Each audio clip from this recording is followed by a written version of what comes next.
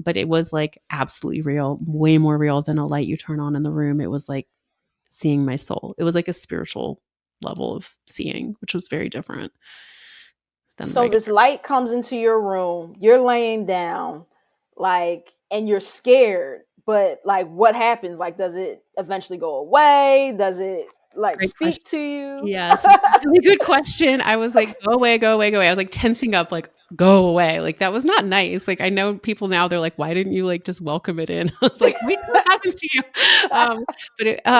So I just, as I told it to go away, I started to feel tingling in my head. Like I really thought it was a headache, but it was so loving. It was just like this really loving feeling coming from the top of my head and like spreading down, and just kept spreading, and it kept getting stronger and stronger.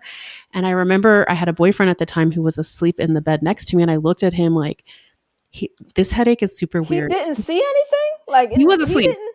He was asleep. Okay. And I've heard like when God, or like a lot of times it's easier to communicate through dreams, or like I was close to going to sleep. I was not asleep. Don't worry. I was actually awake. I looked at him like, is he having this weird headache? Like, what's this thing happening? I don't know what this headache is. And I mean, I was really spiritually dense. I was quite dense.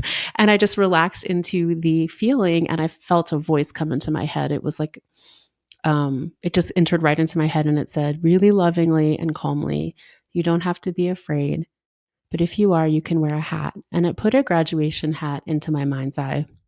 And I think, well, at the time I like talked back to the voice, because I was like, that's not a cute hat. Here's like 3 other hats you could have chosen for me to give me. Like, again, not spiritual. um, but I now believe like that message was to help me know that I could wear the hat of a graduate student, because I was in grad school. So I was able to, navigate, really plug into my outer world of being a student, while having these 2 years of spiritual experiences that started happening from that night on. Okay, so now this wasn't the only one, right? No, there was like, It yeah. it was ongoing. Like why was yours sort of like on, because it almost sounds like this light came and then you got like powers. Kind of. Yeah, it was crazy. I mean, it was wild, and I didn't believe in any of this stuff. Like I came from like a really scientific family, except that my stepdad was like an indigenous man, like Native American man from a medicine tradition during this time.